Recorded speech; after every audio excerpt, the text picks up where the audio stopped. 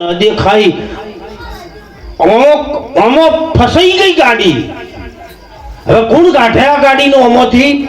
સાતા સદગુરુ જો મળે તો પહોંચાડે. હજુર તમે હળવી ગાડી હાકો, તમે મધુરી ગાડી હાકો, મેરે સદગુરુ ગાડી વાલા. ગંગા કિનારે ઘર બનાવો અને એમાં નાજો નિર્મળ નિર્હો. ચમ દરિયા કિનારે ના કીધું? પાણી વધારે હોય કે ના હોય? પણ નહીં, દરિયો પુરુષ છે અને નદી સ્ત્રી છે. નદી છે સ્ત્રી છે એટલે કબીરજી કહ્યું કે પરમાત્માને મેળવવો હશે ને તો સ્ત્રીનો ભાવ પ્રગટ કરવો પડશે, સ્ત્રી જેવા બની જવું પડશે.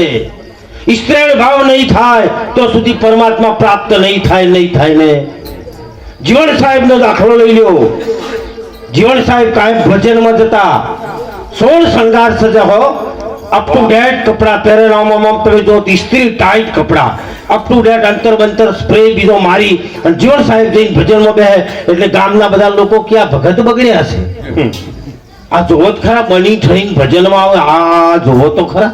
અને ભાઈ ભક્તોની તો અમને જો કે ભજન કરીએ, ભગમાં પહેરીએ તો અમે હેડતા ના હેડેથી તો હેડે એટલે તમે ફટ લઈને કે હો હેડ્યા જોડે ગુજરાત આપવા જતા હોય એમ. હા, જો ભજન કરીએ તોય કે હેડે જોડે આ તો કહી હોય ને એવા ભાવથી અમને જોતા. પણ આપણે એમના શું ગઢાએ જીવણ સાહેબ જઈને કાયમ બેહે. એમ કરતો એક ભાઈએ પૂછી લીધું જીવણ સાહેબને કે બાપુ આપ પ્રભુના ભક્ત છો કે આ ભજનમાં આવો છો કે આ તો આ બની ઠણીને કેમ આવો છો? જીવણ સાહેબ એક ઉભા થયા અને એક ગામની નગર શેઠની પત્ની હતી, એ પણ ભજનમાં વફળવા આવી હતી. એને કીધું કે આ બેન કેટલી બની ઠણી આવી છે? જીવણ સાહેબ કે કેટલી તૈયાર થઈને આવી? કે એ તો નગર શેઠની પત્ની છે. જીવણ સાહેબ એ નગર શેઠની પત્ની છે, એના પાસે તો ધન માલ મિલકત રોકડી રકમ બધું ઘણું છે, આખા ગામના નગર શેઠ છે અને એની પત્ની છે એટલે એ તો 16 શણગાર સજીને આવે જ ને. તો એ નગર શેઠની હોય ને તો હું એના કરતો મોટા નગર શેઠની છું, એના કરતા હું મોટા નગર શેઠની પત્ની છું. હું કેમ સજીને ના આવું? જો સ્ત્રીનો ભાવ હતો. જીવણ સાહેબ રહ્યા ત્યાં સુધી શણગાર સજતા ચોલ્લા ઉધી કરતા. જીવણ સાહેબ જે જીવનને સમજવા એ કોઈ જીવાતવાની વાત નથી.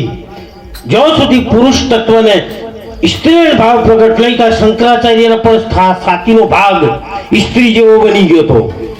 તમે જોઈજો સંતોને જોજો કેમ કે સ્ત્રીનો ભાવ જો સુધી આ દેહમાં પ્રગટ ના થાય ત્યાં સુધી પરમાત્મા મળવા નહીં. અને મીરાબાઈએ પણ જેટલી રચનાઓ વાણીની કરી છે ને એ પત્ની અને પત્ની હોય એ રીતે જ મીરાબાઈએ બધું સંબોધન ભગવાનને કર્યું છે.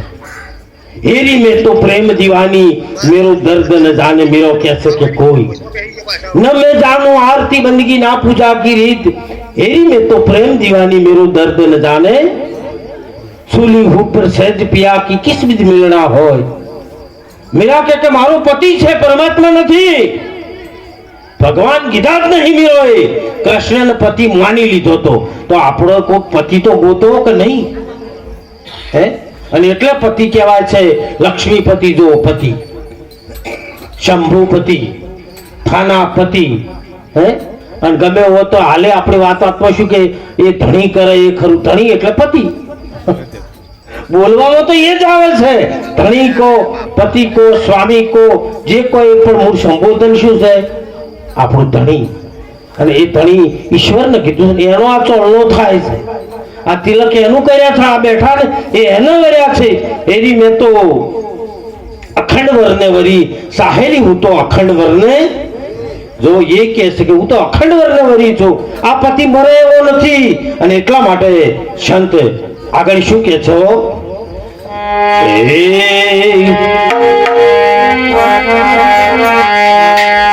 સમજવા જેવી વાત છે.